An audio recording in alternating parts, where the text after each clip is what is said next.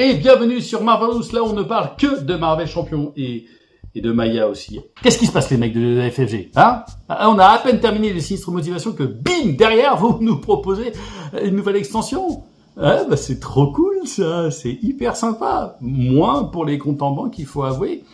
Mais ça donne super envie. Alors, petit disclaimer au début de cette vidéo. Moi, je pensais faire des actus régulièrement de temps à autre.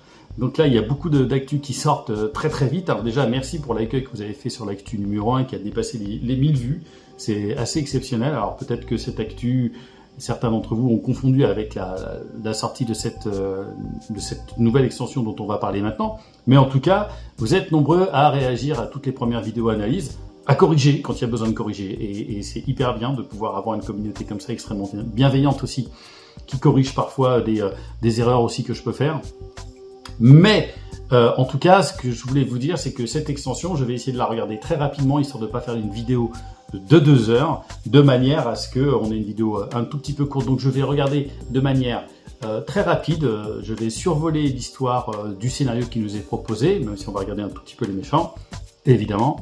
Mais on va essayer de s'attarder un tout petit peu plus quand même, malgré tout, sur les 2 héros qui nous sont vendus avec cette nouvelle extension qui arrivera à un de ces 4. Et donc, cette nouvelle extension, il s'agit enfin de Mutant Genesis, c'est-à-dire que ça y est, on a les X-Men qui rentrent dans l'univers de Marvel Champion. Chez FFG, il y a un autre jeu avec les X-Men qui n'a pas du tout la même mécanique, mais là, ça fait extrêmement plaisir.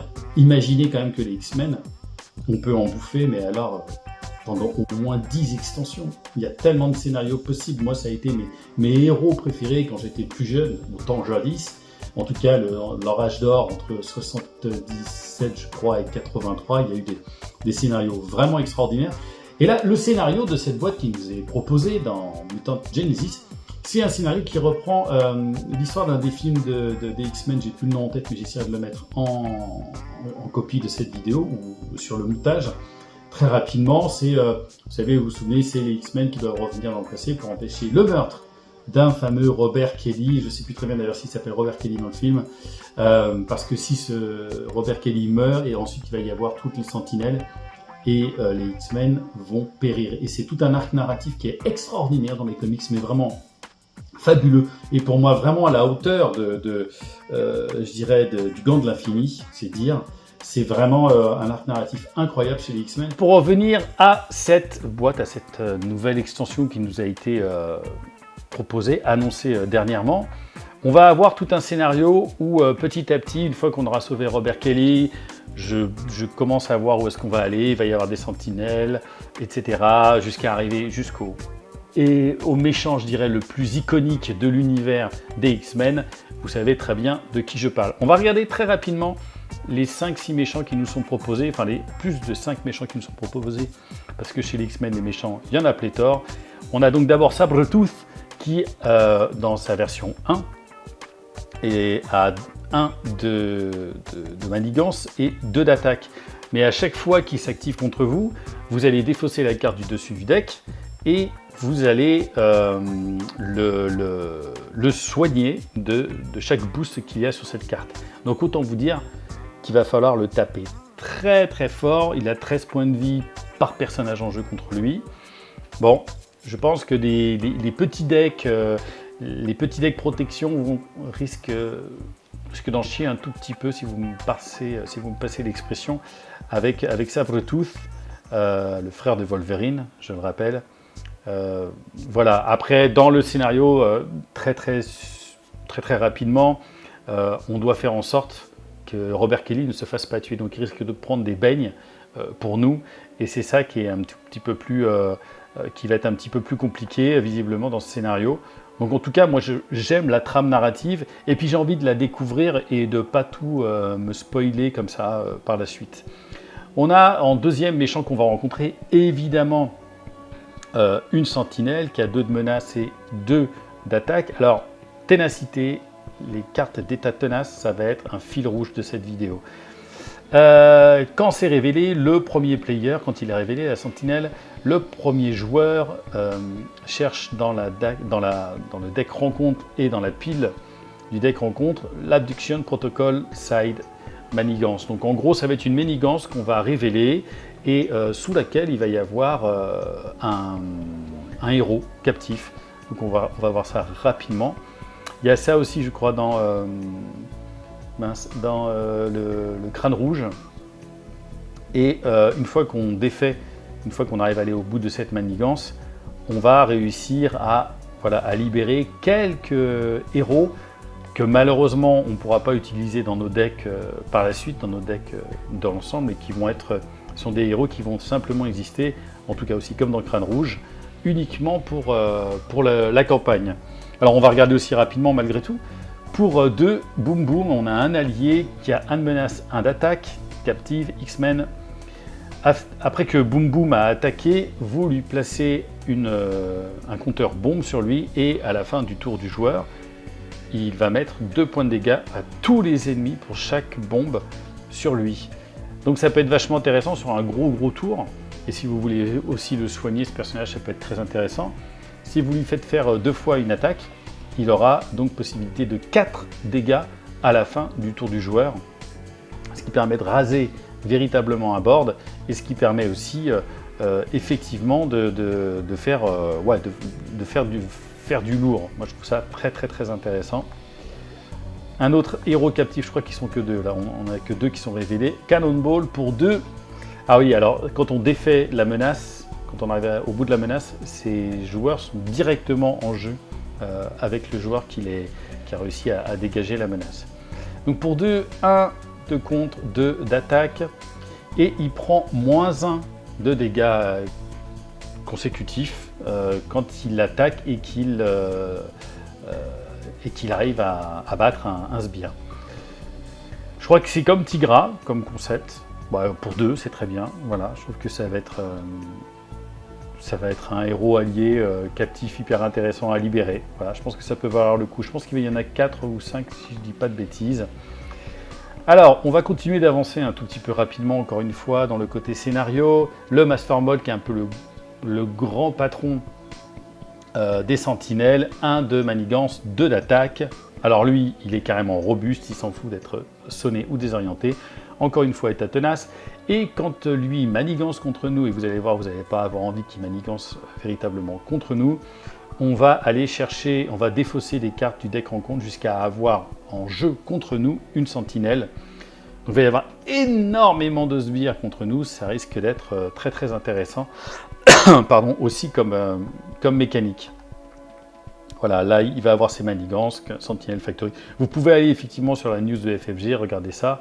Et comme je vous ai déjà dit, voilà, par exemple, les minions qui vont venir, par exemple, contre nous, il va y avoir les sbires qui vont venir contre nous, des sentinelles Mark II, des sentinelles Mark VI qui ont carrément 6 points de vie et 2 points d'attaque et qui vont avoir un coup rapide quand elles vont rentrer en jeu. On risque d'avoir des gros boards contre nous. Ça, moi j'adore quand il y a plein de sbires, parce que par exemple j'adore jouer avec un personnage comme Rocket Raccoon. C'est très motivant. Voilà, il va y avoir pas mal de choses comme ça pour améliorer les sentinelles et compagnie. Je trouve que c'est très intéressant. Ensuite, on va rencontrer 4 méchants. Voilà, ces 4-là, si je dis pas de bêtises, dans l'environnement, voilà, il y a 4 L. Exactement, voilà, ça va être ça. Je suis allé un tout petit peu trop vite. On va rencontrer 4 méchants dans les 4 L du manoir des X-Men. Et il va y avoir toute une mécanique où on va devoir réussir à les battre petit à petit. Alors je ne sais pas si lorsqu'on en bat un, on tombe sur l'autre. Je n'ai pas vu bien ça dans le détail, mais en tout cas on a 4 méchants contre nous et j'ai l'impression qu'on va passer d'un manoir à l'autre. C'est pas la même technique, je dirais, que les démolisseurs. Alors, les 4 méchants qu'on a donc contre nous, rapidement. La face A, parce qu'il doit avoir des faces B, en expert, avalanche. 2 de manigance, 3 d'attaque, état tenace. Alors, Victory 2, je pense que c'est là aussi qu'il va y avoir toute une mécanique avec les piles victoires pour réussir à aller au bout de ce scénario. Après qu'Avalanche, c'est à vous attaquer, vous incliner un allié que vous contrôlez. Donc ça, c'est très chiant. 3 d'attaque dès le départ. Lui, il va nous faire vraiment très mal, l'ami Avalanche. Le Blob, 1 de manigance, 2 d'attaque. Pareil, état tenace. Réponse forcée après que le blob vous a attaqué et blessé en tout cas un personnage, vous sonnez ce personnage. Si on peut faire ce scénario avec quelqu'un comme Doctor Strange, je pense que ça risque d'être quand même un tout petit peu plus simple. Pyro, alors Pyro, il a 2 de manigance, c'est 0 d'attaque, toujours état tenace. Pourquoi il a 2? Il a 0 d'attaque, c'est qu'on va meuler notre deck, on va défausser 2 cartes de notre propre deck à nous, et on va prendre un point de dommage indirect pour chaque ressource, chaque icône de ressource imprimée sur ces cartes. Ça peut être très très fort, sachant que ce sont vraiment des dégâts indirects. Ok, je trouve ça intéressant encore toute la mécanique de se dire voilà, ça peut attaquer dans tous les sens et ce personnage-là risque d'être vraiment très intéressant. Et enfin Toad, le crapaud, 2 de manigance, 2 d'attaque, comme d'habitude, état tenace maintenant. Et quand il a attaqué et blessé un personnage que vous contrôlez, eh bien vous défaussez une carte random donc, dans votre main. Donc là en gros, avec sa langue, il vient prendre une carte. J'adore la mécanique. Alors, j'ai oublié de préciser, je trouve les illustrations magnifiques. Il y a encore un super boulot de la part des artistes qui travaillent sur Marvel Champions. C'est vraiment, vraiment magnifique. Voilà, je pense que ça va être un scénario qui va être super, hyper intéressant. En tout cas, moi, ça me donne très, très envie. Pour arriver enfin sur le méchant final, le plus iconique de tous, Magneto, 2 de manigance, 2 d'attaque. Alors lui, il est solide. Il faudra lui mettre 2 états tenaces, enfin 2 états, on va pas lui mettre des états tenaces justement, il est déjà tenace de base, mais on va lui mettre faut qu'on lui mette 2 états sonnés ou 2 états désorientés pour qu'il le soit. Réponse forcée, après que Magneto vous a attaqué, vous placez un compteur magnétique sur la manigance principale. Rapidement, la manigance principale, en gros, quand il y a 3 jetons magnétiques sur cette manigance, vous défaussez le paquet de deck rencontre, et là, dès qu'il y a une carte avec le trait magnétique sur cette carte, vous vous le mangez dans la tête, ou c'est pour Magneto, du style ceci, qui est une espèce d'armure qui lui permet d'avoir riposte plus 1, et pour virer cette carte, il va falloir lui mettre 8 points de dégâts. Ça commence à faire lourd. Ou ce genre de choses qui va vous empêcher de récupérer, qui va vous empêcher d'attaquer, de défendre, de contrer, de quoi que ce soit. Il va falloir incliner votre identité et dépenser une ressource force pour pouvoir virer cette carte. C'est très, très, très lourd. Voilà, simplement, rapidement, avant d'arriver effectivement au premier gentil que vous voyez ici se révéler, je crois qu'il va y avoir un scénario qui va être très, très, très, très sympa. De toute façon, s'il se base, alors peut-être pas sur tous les, loin s'en faut d'ailleurs de tous les films, en tout cas sur les arcs narratifs qu'il y a sur cette époque, je vous dis entre 77 et 83, je crois, des X-Men, ils peuvent faire des scénarios, mais juste absolument magnifiques. Et il y a tellement de gentils, tellement de méchants dans l'univers des X-Men, c'est incroyable. Et en parlant d'X-Men, en voilà un que j'adore à la base, vraiment, Piotr Rasputin alias Colossus.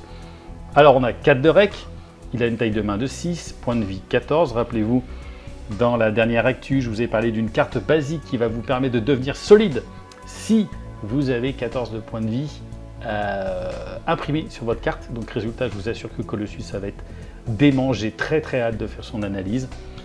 En setup, en mise en place, vous allez chercher une copie de Organic Steel et vous la mettez dans votre main. Donc vous commencerez avec une main de 7.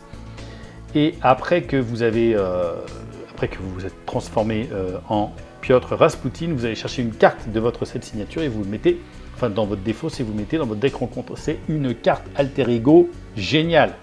Dès le départ sur la mise en place, vous allez pouvoir chercher une carte supplémentaire. On va voir de quoi il s'agit juste derrière. C'est déjà très bon. Et quand il se transforme en Colossus, l'ami, alors on va regarder la carte que Piotr va piocher derrière parce qu'il y a une incidence. Il a un de contrôle, bon évidemment, c'est un tank le garçon. Il a 2 d'attaque, 2 de défense, mais Colossus peut avoir une carte tenace additionnelle, c'est normal, le mec il est en acier organique, il est ultra tenace. Donc, quand on voit ça, on se dit, tiens, ça va être encore un nouveau truc qui est vraiment très bon. Et quand vous vous transformez en Colossus, vous mettez de base une carte d'état tenace. Retenez bien ça, c'est-à-dire qu'on peut avoir 2 états tenaces, mais quand vous vous transformez, vous avez déjà un état tenace. Donc c'est-à-dire qu'il y a déjà au moins un tour que vous allez pouvoir jouer sans vous défendre. Si en tout cas vous n'avez pas de sbires contre vous.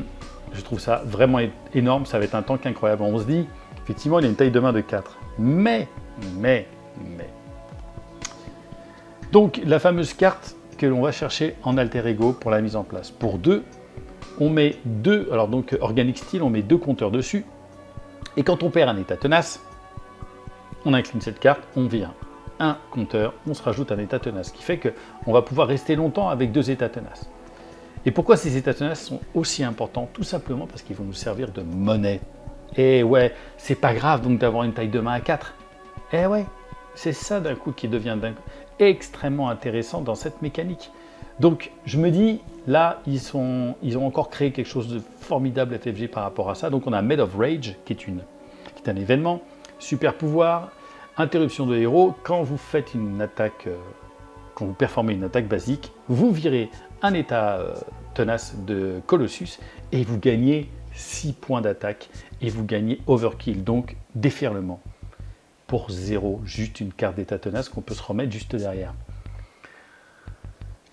On peut taper à 8, quoi. C'est déjà énorme. Pour 0, on n'a jamais eu ça.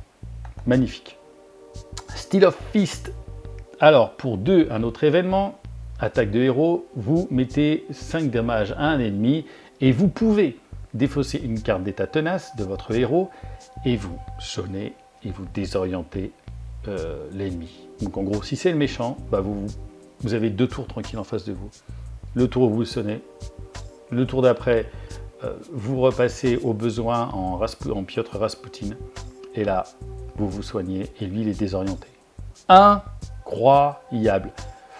Là, ils ont mis le niveau très haut. Je trouve que c'est très très fort. Parce que généralement, ils mettent plutôt des héros B-side dans les paquets d'extensions comme ça. Pour garder les héros les plus pétés qu'on puisse les acheter ensuite. Mais là, ça vaut vraiment le coup.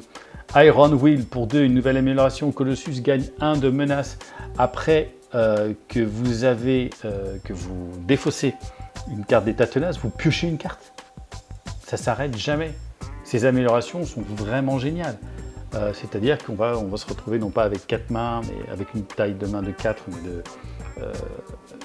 mais donc de 5. Voilà, j'ai bugué. Fantastique. Un nouvel événement, Bulletproof Protector. Avec sur 2 héros, vous défaussez encore une fois une carte d'état tenace de votre héros et vous choisissez soit vous donnez à votre héros 2 cartes d'état tenace, soit vous redressez votre héros. Ça vaut le coup parce qu'on peut se dire qu'après, vous allez vous en rendre compte après, je vais vous dire, si vous en avez plus qu'une, vous en reprenez 2, et sachant que ces cartes d'état tenace vont vous servir aussi de ressources, on va voir ça juste après, ou redresser son héros, c'est top. Colossus, donc c'est là où on en était, donc le Titanium Muscle. Colossus gagne plus 1 d'attaque, donc il aura 3 d'attaque quand vous aurez cette amélioration. Vous inclinez cette carte et vous générez une ressource coup de poing pour chaque carte d'état tenace sur Colossus. Voilà l'intérêt de la carte précédente, de virer un état tenace pour en reprendre 2, et derrière ça vous fait 2 ressources. Fantastique, moi j'adore. Armor Up, encore un autre concept hyper intéressant. Interruption d'alter ego, quand le vilain s'active, de quelque manière que ce soit.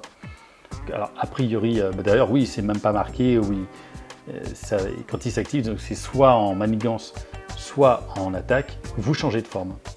Vous prenez votre état tenace en devenant Colossus et vous n'allez pas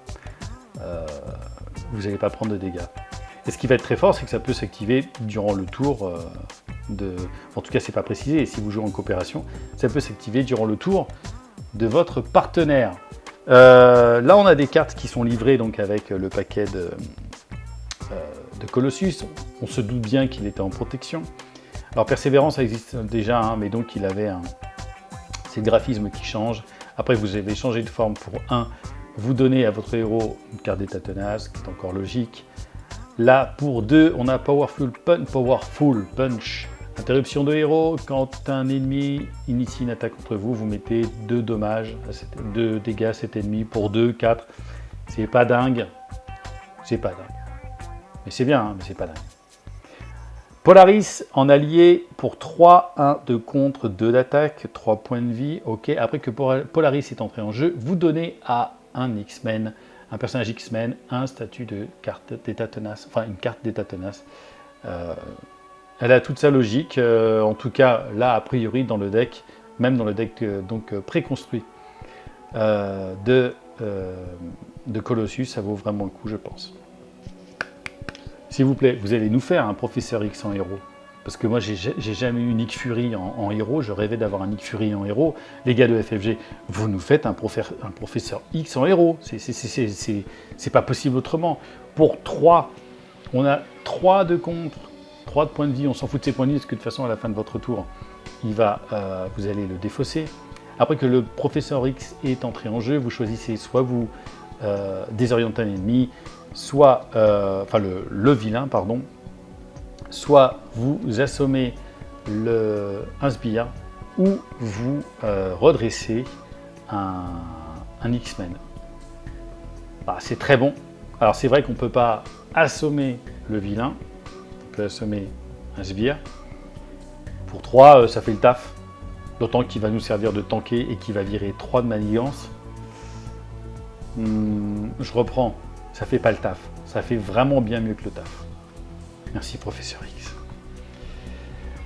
Mutant Protectors, un autre événement en défense. Vous pouvez jouer cette carte seulement si vous êtes mutant.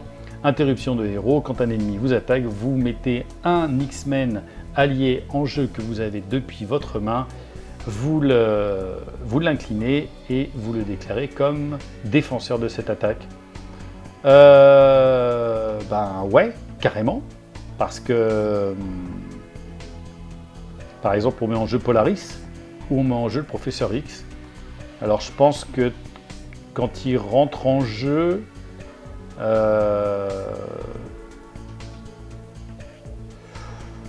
ouais, si, put into play, donc enters play, je pense que ça veut dire la même chose. Dites-moi, corrigez-moi au besoin, mais je pense que si vous jouez cette carte pour 1 et que vous mettez le Professeur X, même s'il arrive incliné, son action existe. En tout cas, pour moi, son action, elle fonctionne. C'est top. Enfin, auquel cas, c'est fou, quoi, même.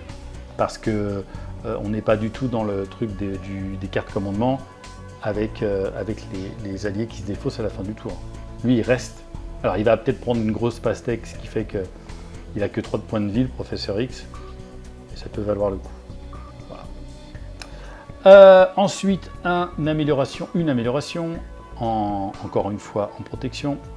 Attachez cette carte à un allié X-Men, donc max d'une par allié. Cet allié attaché gagne 3 points de vie. Et ben c'est ok. Pour 1, ça va être très très très bon. Deuxième héros, Kitty Pryde. Alors ils adorent faire les couples. Hein. Kitty Pryde, pareil si je dis pas de bêtises. Elle va sortir avec Colossus dans les... Ils adorent ça, comme donc Ghost Spider et Miles Morales. Enfin bref, ils sont très romantiques, hein, les gens de FFG. On a donc Kitty Pryde Shadowcat et qui va rentrer avec une carte d'état permanent. Alors soyons clairs, c'est un peu une copie de Vision. En tout cas, dans un premier temps, à chaud, comme ça, on peut vraiment l'imaginer comme une copie de Vision. Elle a 3 drakes, avec une taille de 26, point de vie 9, ce qui est vraiment pas beaucoup. En setup, vous mettez là cette fameuse carte donc qui est flip-flap, état permanent qui est en solide ou phase. Vous la mettez en solide avec vous. Solide, donc ça signifie quoi? C'est qu'en fait, elle va vous permettre de générer en l'inclinant une ressource coup de poing pour un événement attaque ou défense. Mais après que vous avez attaqué en solide masse, vous flippez la carte. Et quand vous flippez la carte, vous êtes en phase.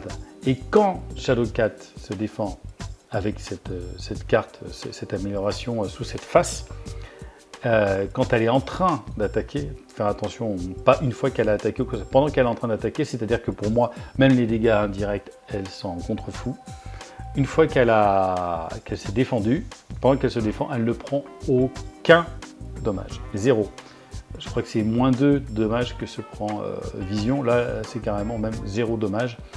Et après que vous avez attaqué ou défendu en phase mass form, vous reflippez cette carte. Donc on va avoir un jeu comme ça qui peut être assez amusant. D'autant que le pouvoir de Kitty Pryde, c'est de flipper la face. Donc il y a des moments où on va avoir des avantages à être en phase et d'autres inconvénients, mais ou sinon d'autres possibilités plutôt d'être en solide avec des cartes événements qui vont venir derrière et qu'on va tout de suite regarder.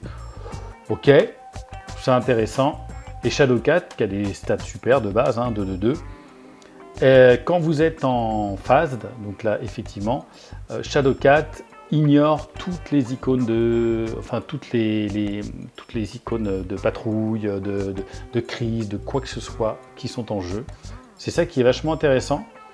Donc, une fois que vous avez généré la ressource, la mass forme s'incline et vous êtes donc en phase. Et donc là, vous pouvez utiliser ce pouvoir qui va passer à travers les patrouilles, les gardes et compagnie. C'est ok. Ça m'a l'air très intéressant. Ça m'a l'air d'autant plus intéressant que, après, il y a ces cartes-là qui sont des améliorations et qui jouent tout à fait sur ce pouvoir qu'elle a. Ça me semble un peu circonstanciel. On verra au sein de comment dirais-je, de ce scénario, voilà, chercher mes mots. Mais il n'y a pas toujours des patrouilles, il n'y a pas toujours des crises. Mais après que vous avez justement ignoré patrouille ou une crise sur un sbire, vous inclinez Acute Control et vous mettez 2 dommages à ce sbire. Donc c'est la logique de ce personnage. Et là c'est pareil, quand après que vous avez ignoré l'icône crise d'une manigance, qui souvent donc, sont des manigances annexes, vous pouvez retirer 2 menaces de cette même manigance. Donc ça fait qu'on pourra retirer, vu qu'elle a 2, on pourra retirer pour 4 manigances dans ces cas-là, presque à chaque tour, sachant que c'est une amélioration. Je trouve ça bien. Voilà, je trouve ça bien. Je suis pas fou, mais je trouve ça bien. Pour 2, un événement, action de héros, une attaque, vous mettez 3 dommages à un ennemi et vous redressez votre héros. Donc potentiellement, vous pouvez faire 5 dommages à un ennemi, soit faire 3 dommages à cet ennemi et faire un contre de 2. Ok, pourquoi pas. Là, c'est la seule illustration que je trouve un petit peu en dessous. C'est pas mal. Phased Strike pour 3. Un événement, vous mettez 6 dommages à un ennemi. Si vous êtes en phased mass form, vous pouvez virer cet attachement qui est lorsqu'un ennemi a cet attachement avec une action de héros ou réponse de héros de cet ennemi, c'est hyper intéressant. Alors de mettre 6 dégâts pour 3, c'est ok, c'est vraiment ok. Mais en plus, si on peut virer une carte qui est attachée à cet ennemi qui nous oblige, nous, de devoir faire des actions de héros très contraignantes, je me dis ça vaut carrément le coup. Et donc on a aussi pour 0 Quick Shift, pour 0, une défense. Quand un ennemi attaque, si vous êtes en solide mass form, vous changez, vous devenez phased mass form et vous vous défendez. Donc vous allez prendre aucun dégât. Et si vous êtes en phase mass form, vous piochez de cartes. Ce qui fait qu'on aura le prochain tour à cette carte en main. Donc on voit que le phased form, c'est la logique de ce personnage plus que le côté solide. Et c'est ça qu'ils mettent vraiment bien en avant. Pour 3, on a un upgrade, alors qui est une carte qu'on attache à un ennemi. Phased and Confused, c'est une condition. Seulement en héros, on peut utiliser cette carte. Vous attachez cette carte à un ennemi. Quand cet ennemi devrait attaquer, quand il veut s'activer contre vous, vous virez cette carte et vous désorientez cet ennemi. Donc ce que je trouve hyper intéressant, c'est que là aussi vous gagnez 2 tours. Parce qu'il veut s'attaquer, il veut vous attaquer, il ne peut pas. On défausse cette carte à la place, résultat, ça équivaut à un sonnet. Et après, il est désorienté. Donc c'est très bon. C'est cher, 3, mais quand même d'avoir 2 tours gratos, 2 tours en tout cas détendus, j'adore. Dans les alliés, parce qu'elle va visiblement être fournie avec un préconstruit agressivité, 3 assez intéressantes, Magic. 3 points de vie, 1 de contrôle, 2 d'attaque. Après que vous avez joué Magic de votre main, vous dépensez une ressource mentale, donc elle va vous coûter 4. Vous choisissez un sbire non élite engagé avec un héros X-Men et vous virez ce sbire et vous le mélangez dans le deck rencontre. Moi j'aime bien, ça me paraît peut-être quand même un peu cher parce que c'est quand même pas des sbires élites. Alors c'est vrai que ça peut virer quand même un petit peu pas mal de monde. Hein. Si on a un sbire, alors avec garde on s'en fout quoi pour le coup avec Kitty Pryde, mais ça peut valoir le coup, voilà. Peut-être un peu cher pour moi. Et donc on a Attack Training, vous attachez cette carte à un allié X-Men, max d'un par allié.